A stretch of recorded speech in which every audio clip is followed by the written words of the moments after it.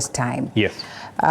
We know what US is capable of. We know their existence, and the fact that they have the Air Force, they will have the Army, yes, and many other security entities and agencies that are capable of handling this concern. Yes. Why is it that it's a bit adamant, or it's not committing to quelling the unrest in Haiti, such that it has to pull these conversations of the United Nations, it has to pull other countries, and more so African countries, to this?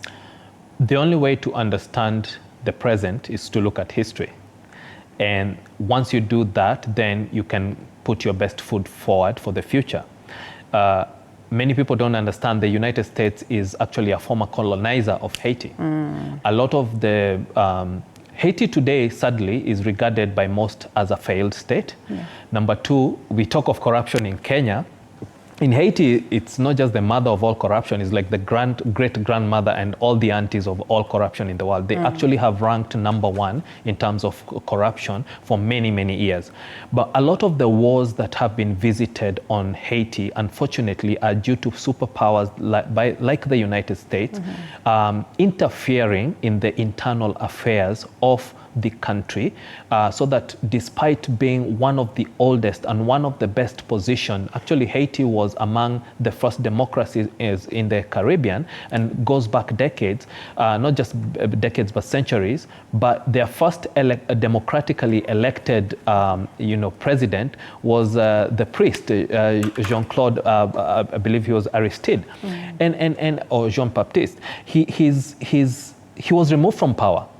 And the United States, unfortunately, has been very complicit in undermining Haiti as a country for their own strategic interest. Yeah. Haiti, if you look at the basics, is not a place that should be struggling the way it is. Unfortunately, that colonial history, unfortunately, it was formed around those days when the slaves from Africa were being taken to sugar plantations there. And there were all kinds of, battles with the French. That's why it's a French-speaking country, and their second language is sort of a Haitian Creole, which is just another form of French.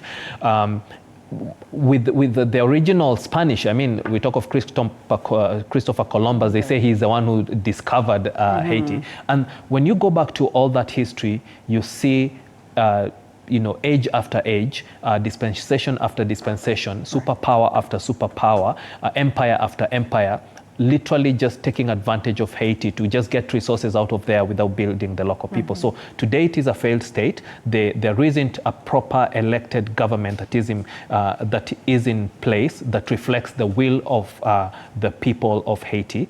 And now here comes Kenya and other countries being drawn into it. Now, people can have all kinds of debates about the appropriateness of that. In international law, it is acceptable for a police force from one country to go help another country, but there are usually a lot of steps that must go into that, and we understand them all, Yeah. And one, you must be dealing with and be invited by a leader who's democratically elected, which means reflects the will of the people.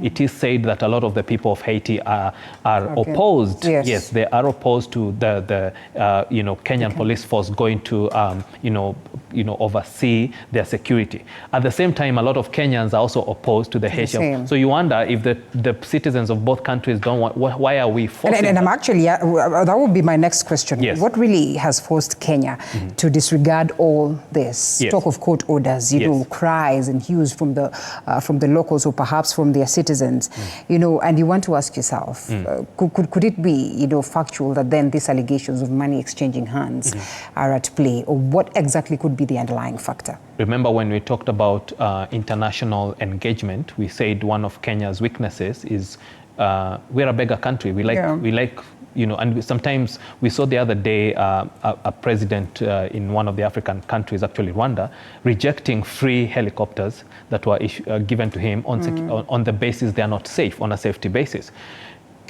In Kenya, we seem to beg without standards. We seem to just take anything that comes and get thrown our way. So unfortunately, our leaders have adopted a perspective that as long as somebody is giving us dollars, we can do whatever we need to do. And sometimes we go to the extent of selling our soul as a country to do some of these things. So I would say there's some credence to saying that the leadership is perceiving an economic benefit a geopolitical benefit and some other sort of unspoken benefits that, maybe the